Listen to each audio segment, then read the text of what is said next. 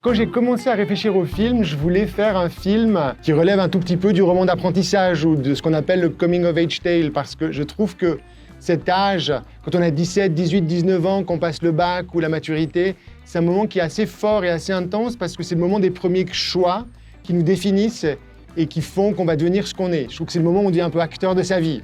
Et quand j'ai commencé à réfléchir à ce personnage de Sophie, et qu'on me disait, tiens, je veux raconter l'histoire d'une fille qui décide de faire une prépa scientifique pour accéder à une très grande école d'ingénieurs, je trouvais que tout d'un coup, de l'inscrire dans un milieu social plus modeste, ça l'obligeait à la fois de s'extraire de son milieu, avec le conflit de loyauté que ça impose, et ça l'obligeait à réfléchir sur le milieu vers lequel elle allait et de regarder en arrière vers le milieu qu'elle quittait un peu quand même aussi, quoi. C'était important pour moi que le film soit très très documenté et très inscrit dans une réalité. Ce qui fait que j'ai fait beaucoup de repérages dans les lycées qui préparent aux grandes écoles, où j'allais voir un tout petit peu comment ça se passait. J'ai interviewé des professeurs, des élèves. Il y a un vrai travail d'immersion pour vraiment qu'il y ait un socle documentaire très fort.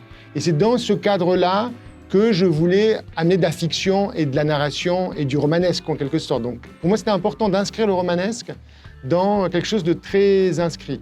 Et le hasard fait que mon propre fils a commencé ce même type d'école quand je tournais.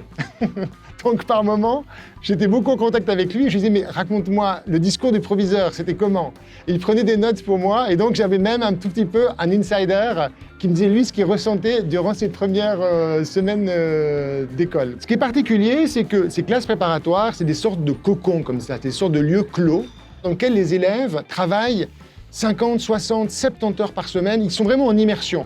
C'est pour ça qu'un des garçons dit « Tu n'as même pas le temps de tomber amoureux, tu dois travailler pour arriver à avoir ton concours. » Mais c'est ce que vit cette fille, elle rentre dans cette sorte de lieu clos, de huis clos, mais en même temps, son frère et sa famille vivent une forme de déclassement, souffrent quand même, c'est une entreprise d'élevage qui a des difficultés, et ça, ce réel-là revient se cogner contre elle. Et je trouvais que c'était important que cette jeune fille, cette jeune personne, alors même qu'elle cherche sa voie, en quelque sorte, qu'elle essaye de grimper un tout petit peu et de se réaliser, elle soit aussi rattrapée par sa famille, par son frère, qui vit des choses très différentes. Et je crois que cette expérience-là, ça va aussi nourrir sa motivation. Parce qu'au fond, ce qui, ultimement, fait qu'elle va retrouver des forces, c'est aussi qu'elle se dit « Je vais sans doute partir ailleurs, mais je vais partir ailleurs avec ce bagage-là, avec la conscience de mes racines. Je sais d'où je viens. » en allant ailleurs.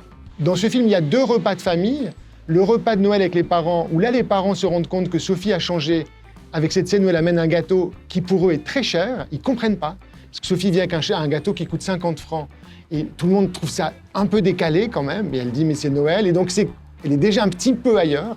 Mais par contre, quand elle va dans la famille de son petit copain, tout d'un coup, elle se rend compte que dans cet autre monde, elle n'a pas sa place non plus. Et je pense que c'est une chose que vivent parfois les personnes qui passent d'une classe sociale à une autre. C'est, au fond, ma vérité, elle est où? Elle est dans là d'où je viens ou là où j'arrive? Et sans doute que ce qu'elle vit ou que ce qu'elle comprend, c'est que c'est pas qu'elle doit choisir entre l'un et l'autre, mais que l'un peut nourrir l'autre. Même quand on a une volonté de changer, malgré tout, le système a tendance à essayer de freiner ces changements-là, mais j'espère que la volonté sera plus forte que la réalité. Grazie mille, merci.